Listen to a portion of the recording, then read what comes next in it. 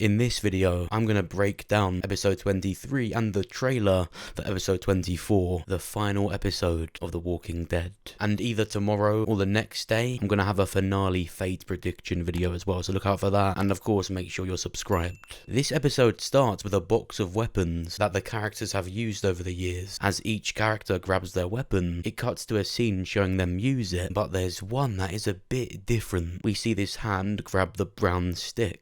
Yet it cuts to a scene of Lydia using her black one. We haven't seen anyone use the brown one as of lately in the main show. The only person who uses a brown stick is Morgan Jones. The hand itself clearly belongs to a black male. Elijah doesn't use this, Ezekiel doesn't, Gabriel certainly doesn't, although I'd like to see that. So why is this, let's be real, showing us Morgan Jones? I don't think this actually is Lenny James. I mean, it could be, but this scene is them preparing to infiltrate the Commonwealth. We didn't see Morgan there, so what is this all about? Is it a shoddy filming mistake, or was it done to really symbolise and reminisce over Morgan's time on the show? Judith is saying in this speech of how they fought over the years. She holds up Rick's famous speech about the world being theirs by right in the season 8 premiere. So I think if this was done on purpose, it's a symbol of Morgan's time on the show, and the part that he has to play in The Walking Dead to this day, even after the main show, he is now the face of fear, whether you like that fact or not. You can hide, but you can't run.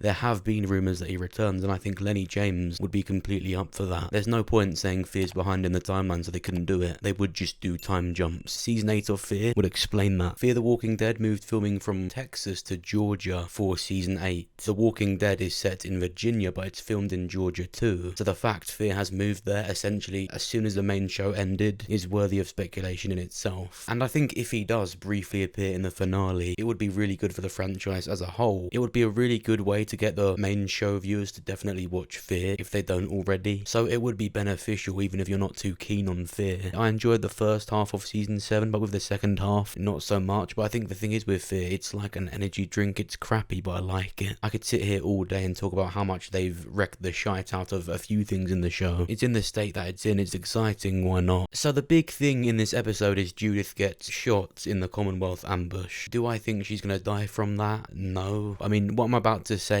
is all based on me just having faith on the show. I've said before, I'm not really a big fan of Judith. I don't like how they shoved her in my face right after Rick left the show. It was sad enough. I'm just not really into that. I'm not going to obsess over some kid because she's related to a character that I do like. But killing this character now after all of that would be stupid. Will The Walking Dead be stupid? Rather than this being the build up to Judith dying, I think this is the build up to how Daryl leaves. We see this shot in the trailer of Daryl and Judith laying down. I think Daryl is taken after saving Judith, and just like Rick, they assume he's dead. Meanwhile, he's in France. Now, going back to the speeches that Judith has had in the start of each episode, it's similar to how Carl Grimes in the end of the Walking Dead comics would read about Rick Grimes, the book of the Walking Dead. They call those first years of the apocalypse the trials, and 25 plus years later, Carl is reading his daughter a book of the story of the Walking Dead and how it was. This sounds a lot like that, but obviously there won't be some big time jump because of the other shows. It's far from that ending. This is the end of the main show, not the franchise or the Grimes storyline, if you will. So that's what I think it will be like. Daryl dies a martyr to them. Meanwhile, he's in France. At the end of the opening scene for this episode, RJ walks in and she puts Rick's hat on him. They're essentially saying, wait a minute, if Judith dies, don't worry, we've got the other Grimes kid. I hate that blatant added chess piece for the story. He's either Michonne collateral or another forced legacy holder. The only thing that I think puts Judith in danger. I also think it's really bad that they let Judith go on this outing with them anyway. They didn't know they were going to be ambushed, but that was always a possibility. I'm coming.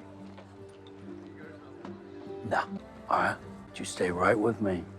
Okay. They should keep this to themselves, because imagine being Rick or Michonne. They've left their daughter there to be protected, and that happens while they're away. I wouldn't tell Rick that when you inevitably reunite with him. Imagine that when they reunite. Oh, how you been? Do not mention this. So Jules, Luke, and Elijah get swept away by the herd. Lydia reaches her hand out to try and save Elijah. She gets bitten, so Lydia loses her arm. I'm not too keen on when shows and movies have a character lose their arm. Since World Beyond, I've said it's like a character development cheat code. almost like them acknowledging the fact that Lydia hasn't done anything or been of much use at all since the Whisperers. So they're like, right, get your arm off, you have done something. And then Jerry walks out there, even though at the end of the episode, Jules and Luke come out okay. So we could have just lost Elijah, but now we've lost Jerry as well. The dead, they are climbing the walls. Yeah, but also the big gates open now, that's more of an issue. They showed the climbing was more of a minor inconvenience. Apparently this guard was a Laurel and Hardy tribute act, so that's why the gates are open now. It would have been much cooler if the walker climbed up himself and turned the lever, showing that he knows how mechanics work.